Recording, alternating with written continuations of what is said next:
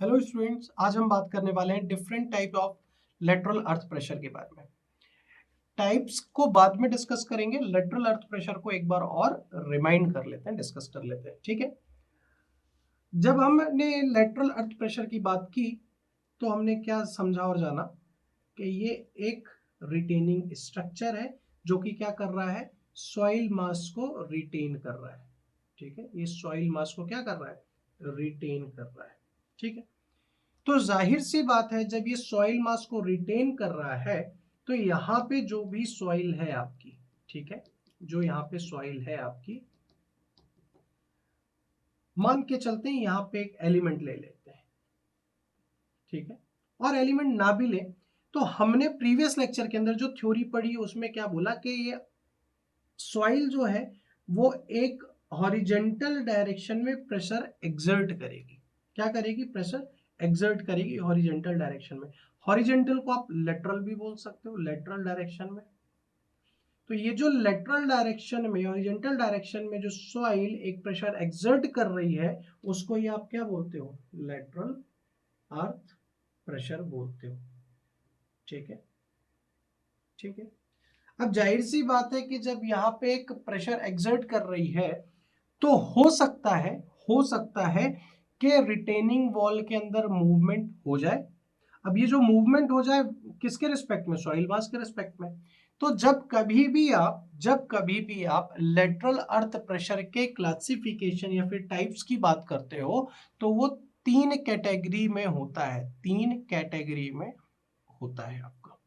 अब वो तीन कैटेगरी किसके ऊपर डिपेंड करती है, वो डिपेंड करती है वॉल के मूवमेंट में। ये जो रिटेनिंग वॉल है इस रिटेनिंग वॉल के मूवमेंट के ऊपर डिपेंड करती है, किसके रिस्पेक्ट में, जो भी सॉइल मास यहाँ पे रिटेन हो रहा है। क्योंकि अल्टीमेटली ये जो रिटेन हो रही है सॉइल, यही सॉइल तो प्रेशर एक्सर्ट करा रही है जिसके कारण से रिटेनिंग वॉल का मूवमेंट हो सकता है।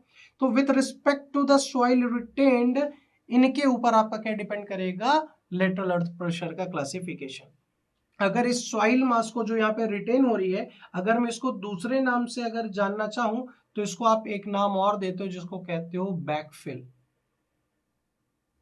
बैकफिल, जो भी ये सॉइल रिटेन हुई है इसको एक और नाम से आप जानते हो, इसका क्या बोलते हो आप, बैकफिल। तो जो तीन टाइप से क्लासिफिकेशन हो रहा है उसको क्या बोलेंगे, लेटरल अर्थ प्रेशर को प्रेशर एट रेस्ट,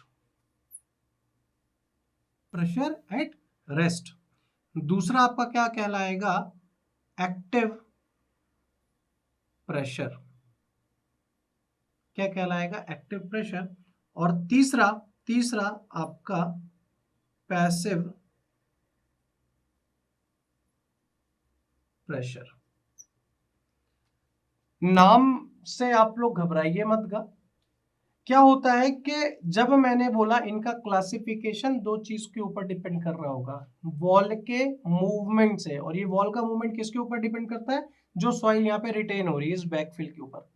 तो जिस तरीके से वॉल का मूवमेंट होगा उस बेसिस पे ये क्लासिफिकेशन हो रहा है। एक्टिव हो रहा होगा, कुछ ना कुछ मूवमेंट हो रहा होगा किसी टाइप का, पैसिव हो रहा तो अगेन किसी ना किसी टाइप का। अब हमारा जो यूनिट है उस यूनिट के अंदर जो आधा पोर्शन है वो इन्हीं के ऊपर डिपेंड करती है। हमें इन्हीं को अलग अलग थ्योरी से फाइंड आउट करनी है, एक बार कंडीशन में प्रेशर, एक बार एक्टिव प्रेशर, एक बार पैसिव प्रेशर। अब कंडीशन अलग अलग हो सकती हैं कि आपका जो भी बैकफिल है, जो भी रिटेनिंग स्ट्रक्चर की जो बैकफिल है, या तो हॉरिजेंटल हो या फिर ये इंक्लाइंड हो, बैकफिल के अंदर आपका वाटर लेवल हो अलग अलग डेप्थ में, या फिर कुछ टेंशन क्रैक्स डेवलप हो, तो ये कंडीशन अलग अलग हो सकती है। अब सॉइल मास में भी सॉइल सी सॉइल है आपकी या फिर फाई सॉइल है, तो ये अलग अलग कंडीशन ही आपको इस यूनिट के अंदर पढ़नी है। और आधी से ज्यादा जो आपकी यूनिट है वो इन्हीं को फाइंड आउट करने में लगेगी।